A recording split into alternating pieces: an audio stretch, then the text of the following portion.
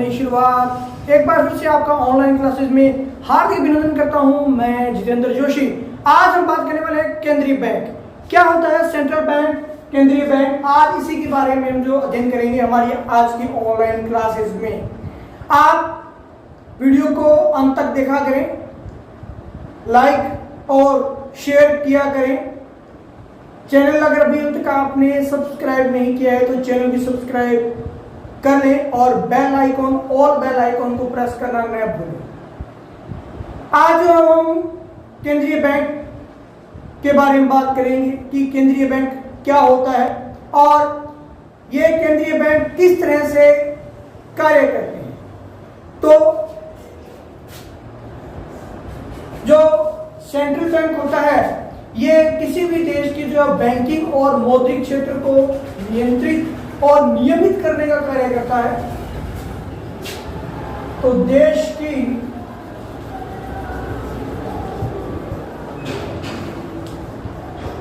Banking व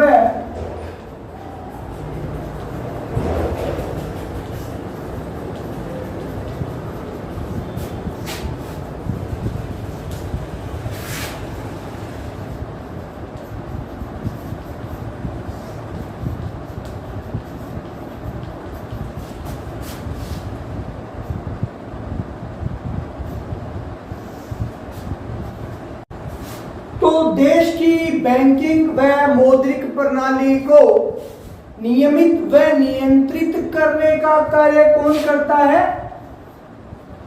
central bank करता है। इसके अलावा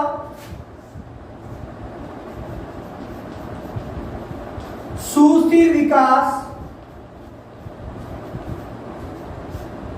किसी भी देश का जो है वो सुस्थिर विकास यानी कि आर्थिक विकास जो है वो उसमें महत्वपूर्ण भूमिका रहती है केंद्रीय बैंक की। फिर पूर्ण रोजगार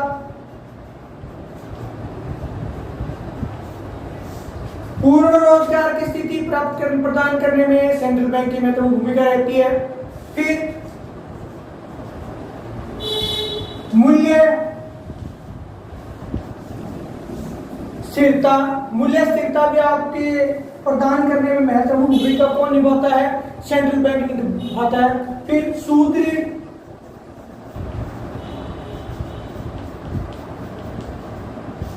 सुदृढ़ भुगतान संतुलन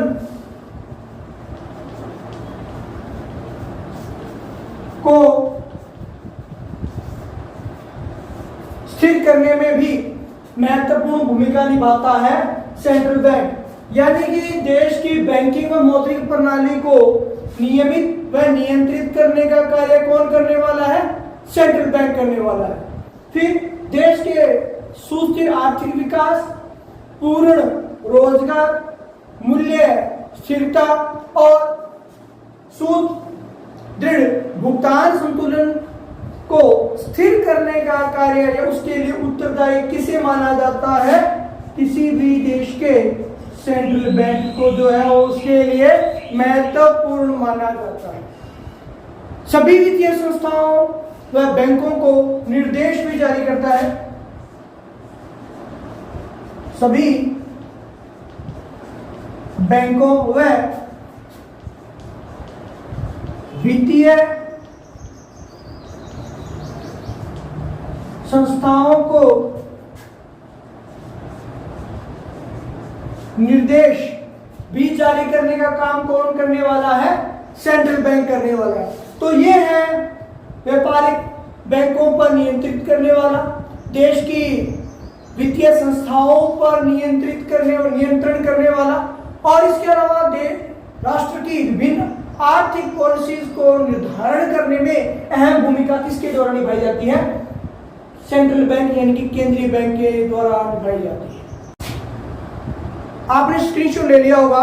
अब हम जो बात करते हैं कि किस देश में कौन सा केंद्रीय बैंक है, तो अमेरिका का जो केंद्रीय बैंक है, सेंट्रल बैंक है, उसे फेडरल रिजर्व बैंक के नाम से जाना जाता है। तो अमेरिका का सेंट्रल बैंक क्या है? Federal reserve bank. इंग्लैंड का सेंट्रल बैंक है, उसे कहा जाता है बैंक ऑफ इंग्लैंड। क्या कहा जाता है? बैंक ऑफ इंग्लैंड कहा जाता है, और भारत के केंद्रीय बैंक को कहा जाता है भारतीय रिजर्व बैंक।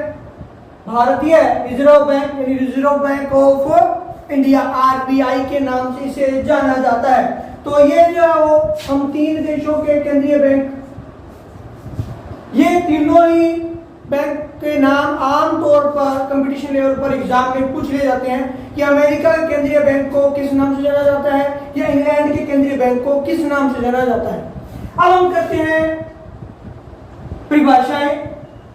ACL डे के अनुसार ACL डे क्या परिभाषा देते हैं केंद्रीय बैंक की? वे कहते हैं कि केंद्रीय बैंक वह बैंक है जो, केंद्रीय बैंक वह बैंक है जो मौद्रिक व बैंकिंग प्रणाली को, मौद्रिक व बैंकिंग प्रणाली को नियंत्रित व स्थिर करने में सहायक होता है। किस किस को? मौद्रिक और बैंकिंग प्रणाली को क्या करेगा?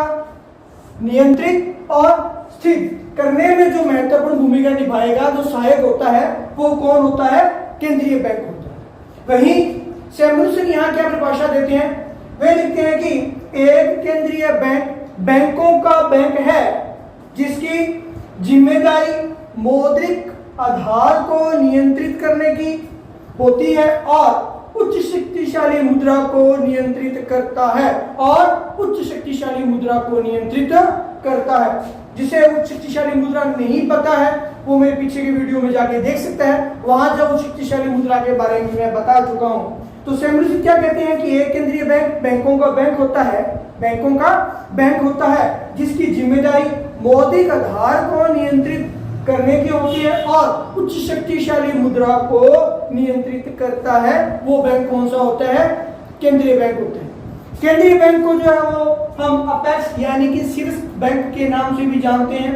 क्वेश्चन आ जाता है कि किसी भी देश का अपेक्स बैंक क्या होता है? बहुत बार पूछा जाता है कि हमारे देश का अपेक्स बैंक कौन सा है, तो हमारे दिमाग में कंफ्यूज होता है और हम ये कहते हैं कि हमारे देश का सबसे बड़ा बैंक तो SBI है, तो SBI हम लिख देते हैं। जी नहीं, किसी भी देश का अपेक्स बैंक जो है वहां का सेंट्रल बैंक ही होता है। तो बहुत बार ये क्वेश्चन पूछा था, इसको भी आप ध्यान रखें। अब इन परिभाषाओं के आधार पर हम केंद्रीय बैंक का अगर बात करेंगे, केंद्रीय बैंक क्या है, तो केंद्रीय बैंक किसी भी बैंक की वह शीर्ष संस्था है, किसी भी देश की वह शीर्ष सबसे ऊपर की संस्था है जो मौद्रिक व बैंकिंग, यहां भी हम ये करें ना, मौद्रिक और बैंकिंग क्षेत्र को नियंत्रित करने के लिए अधिकृत है। क्या है?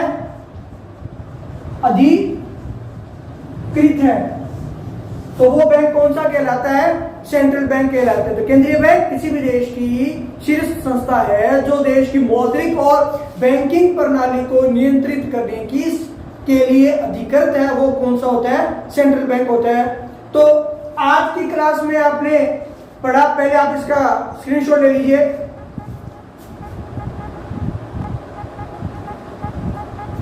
स्क्रीनशॉट आपने ले लिया होगा। आप इसी तरीके से हमारे साथ बने रहें। आपका दिन शुभ हो। जय हिंद, जय भारत।